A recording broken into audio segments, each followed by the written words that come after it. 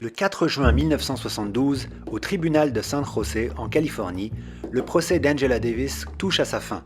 La jeune activiste afro-américaine attend, fébrile, le verdict des 12 jurés blancs. Elle risque la peine capitale. À l'extérieur, comme dans le monde entier, des milliers de personnes sont rassemblées pour soutenir cette icône de la lutte contre le racisme.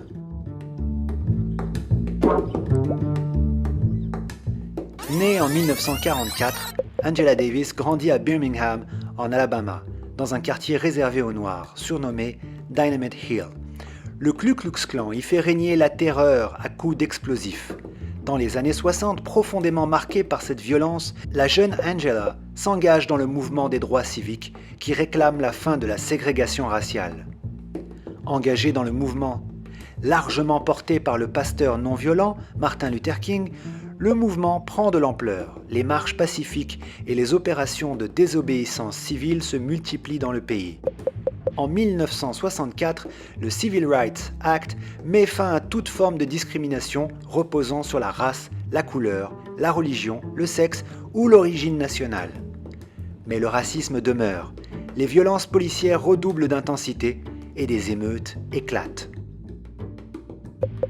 En 1968, devenue enseignante en philosophie, Angela se radicalise et s'engage au sein des Black Panthers, un groupe armé qui revendique le Black Power. Au même moment, Angela Davis, qui rêve d'une révolution populaire, adhère au Parti communiste américain. Inlassablement, elle milite pour la fin du racisme. Mais en août 1970, la vie d'Angela bascule.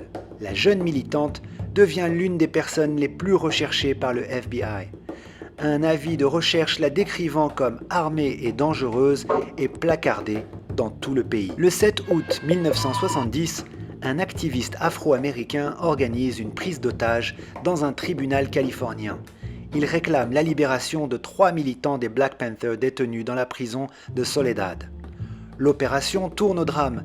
4 personnes sont abattues et 3 autres grièvement blessées. Parmi les victimes, un juge fédéral. Angela Davis est immédiatement suspectée de complicité. La jeune femme milite depuis des mois pour leur libération et l'une des armes qui a servi à la prise d'otage lui appartient. Dans une Amérique raciste, sexiste et anticommuniste, Angela Davis devient l'ennemi public numéro 1. Alors, craignant pour sa vie, elle prend la fuite et parvient à déjouer la traque acharnée du FBI. Mais après 2 mois de cavale, elle est capturée à New York. Le 5 janvier 1971, alors qu'elle ne cesse de clamer son innocence, Angela Davis est inculpée pour meurtre, kidnapping et conspiration. Un extraordinaire mouvement de solidarité se développe. Dans le monde entier, des milliers de voix s'élèvent pour réclamer la libération. Partout, un seul mot d'ordre, Free Angela. Devenu un symbole de lutte contre toutes les oppressions, le visage d'Angela Davis s'affiche dans les rues et sa coupe afro est brandie en étendard. Sous la pression internationale, après 16 mois d'emprisonnement, les autorités doivent se résoudre à la faire libérer, sous caution.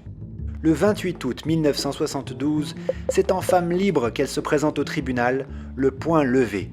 4 mois plus tard, au terme d'un procès ultra médiatisé, Angela Davis plaide non coupable. Le monde entier retient son souffle dans l'attente du verdict. La jeune femme est acquittée. Icône rebelle, Angela Davis consacrera sa vie à s'ériger contre toute forme d'injustice et à militer inlassablement contre les discriminations raciales, sexistes, sociales. Si je suis acquittée, ça ne sera pas du tout à cause du système de justice américain. Ce sera à cause du mouvement